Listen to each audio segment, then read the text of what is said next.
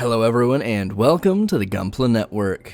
I'm the Spicer and today's unboxing of the Real Grade 00 Riser from Gundam 00 comes to you courtesy of those fine folks over at Canadian Gundam. Canadian Gundam is your one-stop shop for all your Plamo and Gunpla needs here in North America. You can find this kit and many others like it over on their website, and when you hit the checkout page, don't forget to use the promo code Gunpla Network for 10% off. And as the box spins around, we do get to see the wonderful artwork on the front. In regular traditional real grade style, we do get the blown up face and then the full body of the real grade 00 riser here, and with the riser unit on, the 00 is a wide boy. A big departure here from the real grade Exia you see on the stand with it. Funny enough, these two share very similar frames, so you're adding a lot of extra weight. It'll be interesting to see how that frame holds up, as the Exia is actually pretty stable, but that might be due to its design. As terms of the box, that's pretty much it, nothing really crazy. As we scoot on over to the sides, one side is going to have a continuation of that face that we saw on the front, very nicely detailed, great artwork here.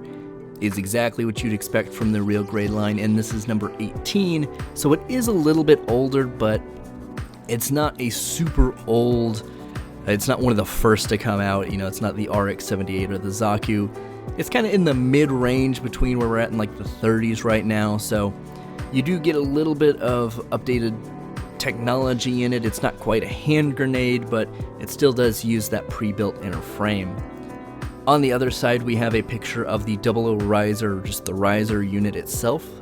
It looks pretty good. Looks like going to be a lot of panel lining opportunities and some nice blue stickers to kind of offset that white. Then on one of the long sides, we have not only the barcode, but all of the gimmicks or the weapons for this unit. And there's actually quite a bit. There's some really interesting things here that are really minor, but it's nice that they threw in. So starting kind of left to right, we do have the GN Sword 3 with its nice clear green plastic for the GN blade. It looks really nice. It's a good continuation of the GN Sword 2 that the Exia had, or the GN Sword 1 the Exia had. Then this has the 2s, which are a big departure, and then the 3. Weird technology shift there. And then to its right, we do see that it has a big pink beam effect that goes over it. I'm not 100% I remember that from the show, but it does look really good, and anytime we get extra beam effect parts is always a really cool thing. So Bandai, keep doing that. That's really forward thinking. It helps add to a lot of the presence this is going to have on a shelf, or if you just want to take some photos with it, it's going to add a lot of extra oomph to it that you wouldn't get otherwise. Now to the right of that, we also see it up on a stand. We assume the other two are on a stand, but we see the stand this time with the GN Sword 2s. They look cool. I think they're better in rifle mode, but honestly, pretty much everyone I see who has this posed in their display or who's taken photos of it is using that GN Sword 3. It's kind of the real big main weapon that we see the 00 riser use. These are cool. It's nice to maybe have them on the side skirt or throw in a couple of pictures here and there, but they're really not the big selling point for this kit. Then we see the back of the unit and see just how big that riser unit is and how far it sticks off the back. It doesn't look like it has any weight issues here, and from what I remember, just from when this initially came out, I don't remember a lot of people complaining about it, so we'll see how that goes. The Exia frame is pretty sturdy, but with adding a bunch of weight to the back, we'll see kind of how that plays out. And then as we kind of move down the 8 different smaller photos, we've got the head sculpt, which looks really nice. You have a red translucent piece of plastic in the V-fin. It looks really good. It's got a sticker on it that really stands out. You have a quote-unquote opening cockpit, which is pretty similar to like the Seed stuff, where the chest slides forward to where it looks like there's something in there, but there's really not a cockpit in there necessarily, I'm guessing. You have the GN condensers that you can switch out, which were used in the Awakening of a Trailblazer movie. Once again, a nice little addition. They didn't have to throw it in, but it is pretty cool that they did. The next part is a clear visor or clear canopy for the riser itself.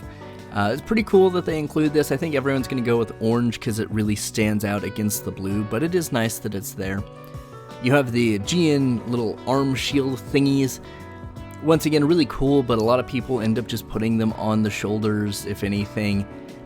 They're kind of one of the wonkier shields in terms of Gundam shields, especially when they're combined. They look like a weird small surfboard type situation.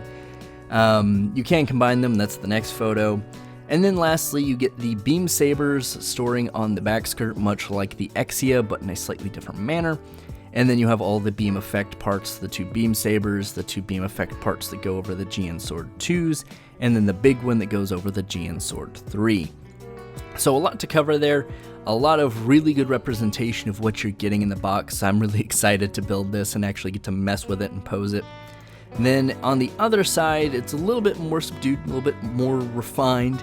You get more of that facial artwork that we saw on the front, really nicely detailed. Kind of makes me wish that we got a bigger version of this. I guess we technically did, but this looks really good. It just really makes me wish that you could get like a bust of this because it just looks really nice. You get a little information on the unit itself, and then you see the inner frame. And I think it's a couple of minor adjustments from the Exia, but not too many. It looks pretty similar from what I remember of the Exia's frame. So if you've built the Exia, you generally know what you're getting here. It talks a little bit about the pre-built frame and then some of the other gimmicks, largely the stickers and where they go. The green stickers for the GN condenser thingies, I guess, in the knees. Some of the silver stickers for the elbows. Pretty standard, real grade fare, nothing crazy here. Then you get a specific section for the riser, which is pretty cool because this is really the first unit I can think of that had a separate entity like this with it, prepackaged. Because the Strike never came with the Ale, or not the Ale, the Strike never came with the Skygrasper. That was a sold separately thing you built on its own. So it's nice that they included it here instead of making everyone go out and buy it, because no one wants just the 00 by itself for the most part. And it does look good. I mean, they really did put a lot of work into it. It's nice that you can attach the GN Sword 3 to it as well, so if you wanted to have a weapon, you can do that. Then it kind of breaks down the frame and then shows you the GN drive versus the GN condenser, and a final photo with all the plates, the sticker sheet, and then the two minifigures down at the bottom of Saji Crossroad and our boy Setsuna F Seiei. Now, if you've never seen Gundam 00, you can still probably surmise the Exia is the predecessor to it, and that's kind of where we have to start in terms of looking at the lore behind the mobile suit itself. The Exia itself, GN-001 Gundam Exia, is actually a 4th generation Gundam. The group Celestial Being and all of its kind of different parts and different groups that were working on Gundams had 3 previous generations that you can find in the manga.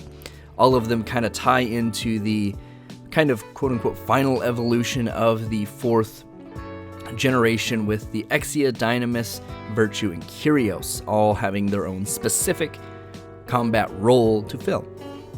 The Exia is close quarters combat, which that is something that gets carried over into the 00.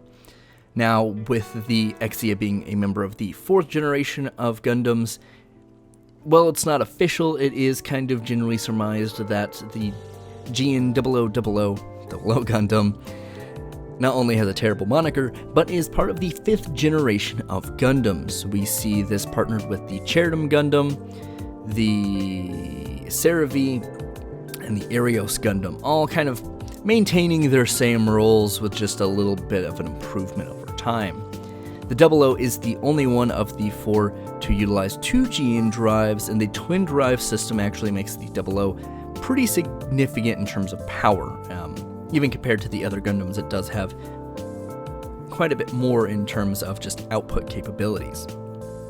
Now, the 00 doesn't necessarily start Season 2 off working great.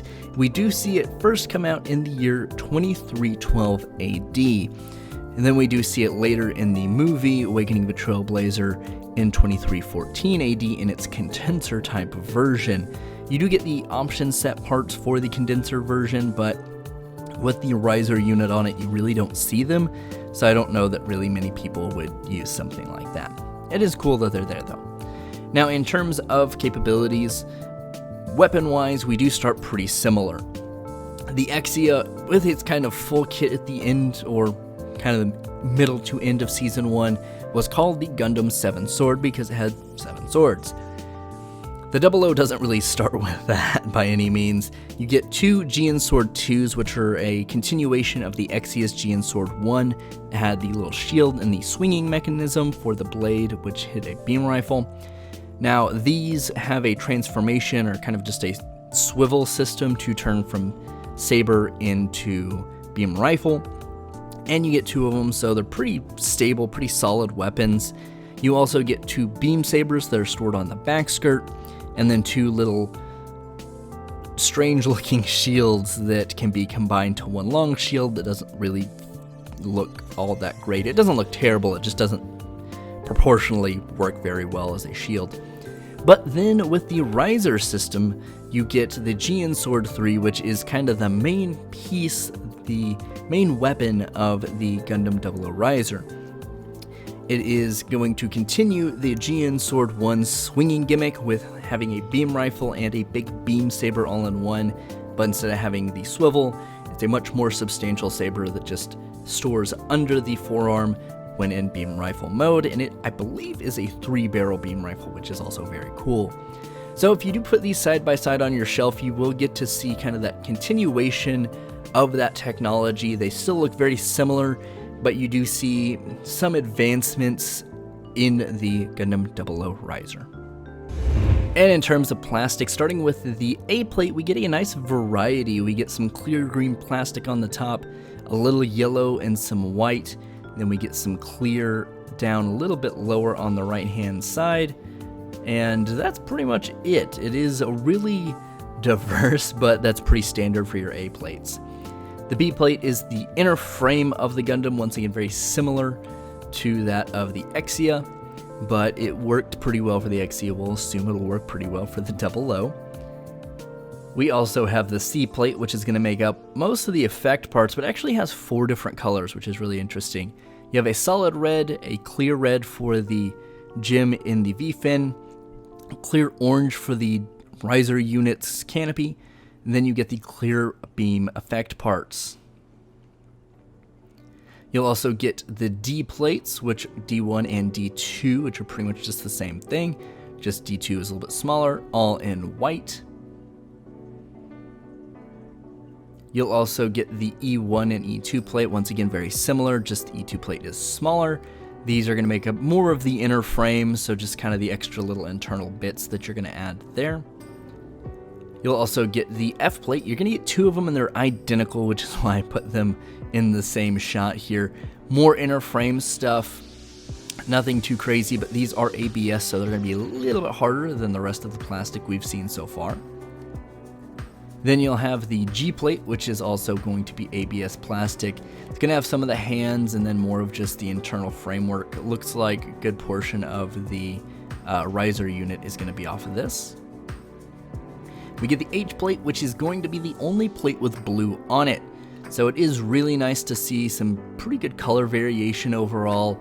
It'd have been nice to see 2 different shades of blue, but I'm not really all that mad about it. I think it looks good as it is. Then we have the I plate, which is going to be pretty much just the 00 riser's main body. And it looks good. It's molded in white. It's not like bone white or anything like that on this kit, but it does still look really nice with all of the surface detail that you can panel line later and put stickers on. Speaking of the stickers, you also have the sticker sheet with those nice green metallic stickers for the GN condensers and whatnot. Then all the nice blue and white, which are going to really stand out against the opposite color plastic. We also have the manual, of course, the front side having that nice artwork from the box, and then the back is going to provide you all of these stickers and everything, where to put everything, all the diagrams, the color charts, and all of that. And that has been it for this unboxing. In those comments down below, let me know what you're most excited to see, and if there's any poses you'd like to see. If you've seen the HG Hajiroboshi review, you know I'm kind of going more towards a posing articulation section, more so than just a standard articulation section. So let me know if there's anything in particular you'd like to see me do once this is built. And of course, if you have built it, in those comments below, let us know what you thought. Now, of course, if you've not checked out our other reviewers, please do so. Everyone's putting in a ton of work and has a lot of fun with it. Check out our other content, such as our lore videos that yours truly has been doing for a little bit now. And of course, the news, which is also something I've got my hands in. If you have any questions, do leave them down below. We will try our best to let you know and answer them. And of course, as always, I'm the Spicer. This has been the Gunpla Network, and keep on building, friends.